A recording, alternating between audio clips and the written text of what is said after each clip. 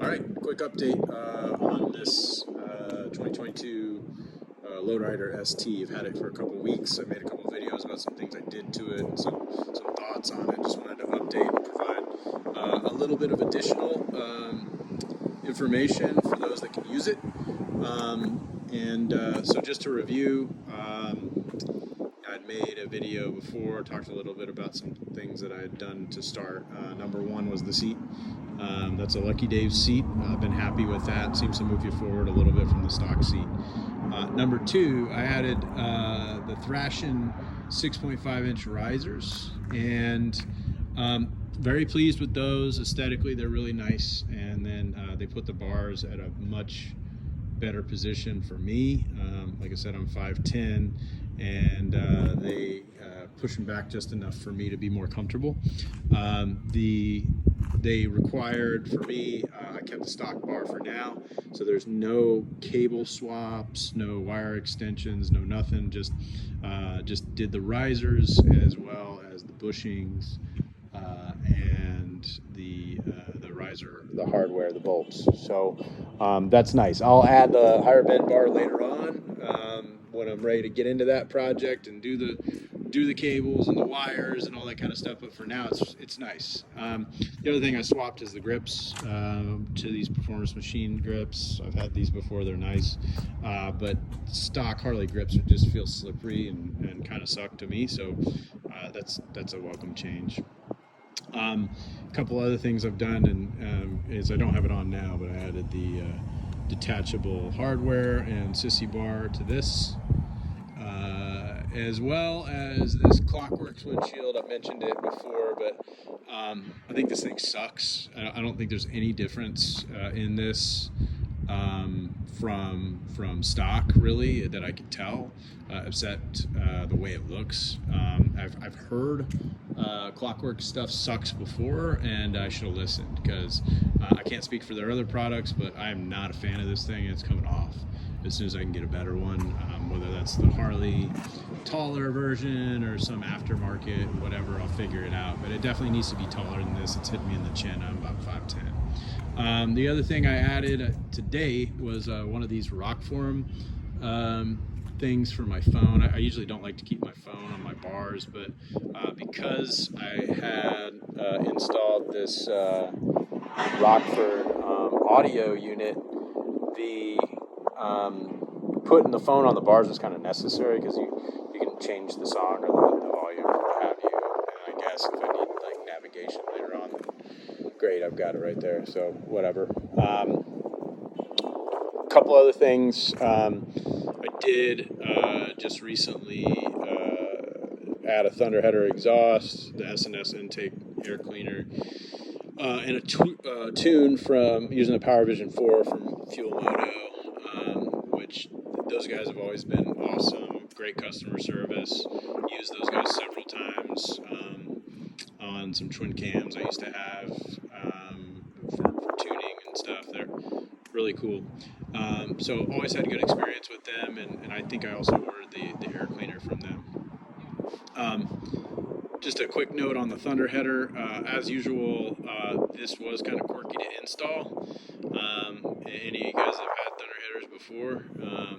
The heat shields were even pretty difficult to get on. No big surprise there. One of the things that I think that they have improved, though, at least from the bikes or the Thunderheaders that I've had on other kinds of bikes, is the brackets. And I'll try to get a quick shot of this bracket, but you can see it's like this whole thing here down here. It's pretty substantial, and it's nice and thick, and that is different from my previous experience with Thunderheaders. So that was a nice change. Keeps it real sturdy on there. So I think that's going to be a good thing. The other piece of the bracket here that I'll mention real quick is this bag bracket, because I know that a lot of people are looking for Thunderheaders right now for these bikes, not able to find the correct one because of that bag bracket. Basically, you can find the Thunderheader. I forget the part number, but you can find the Thunderheader for the 2018 and up lowrider, but not the ST or whatever they call the Sport Tour, Sport whatever it is with the bags, because of that bracket. I was lucky enough to get a bracket, but you can. I'm now aware. Order the Thunderheader for the regular lowrider 2018 and up, and then order like an aftermarket bag bracket. I know that Valley Customs is making one, so just in case you're looking to get a Thunderheader and can't find the right one, you can buy the other one that's just for the regular lowrider, and order a secondary bracket. I think Valley Customs is like $55 or something like that, or you can make one yourself. There's a lot of videos out there for really cheap, if you wanted to do that. But I was lucky enough to get a Thunderheader one, so all good. But yeah, so that's my quick update on this. I can do maybe a quick example of the sound on the Thunderheader. I know it doesn't really come through that much on the video, so we'll see how it goes though.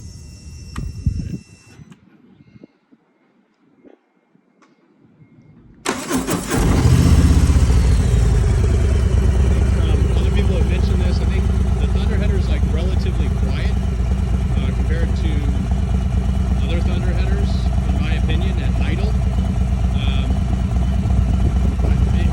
That's just my opinion. I may be wrong, but let me grab a little bit of drum here.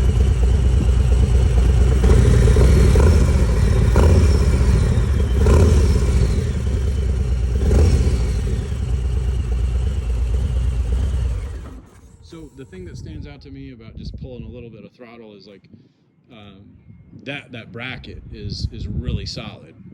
There is no big rattling or anything like that. I know I've had bikes with Thunderheaders where I just couldn't get the bracket right. It was weak. So and I had to buy like a secondary bracket from somebody that makes a thicker bracket. But anyway, very pleased in general with everything that's going on with this bike, and excited to do that first service and keep it moving on this thing and put a lot more miles on it.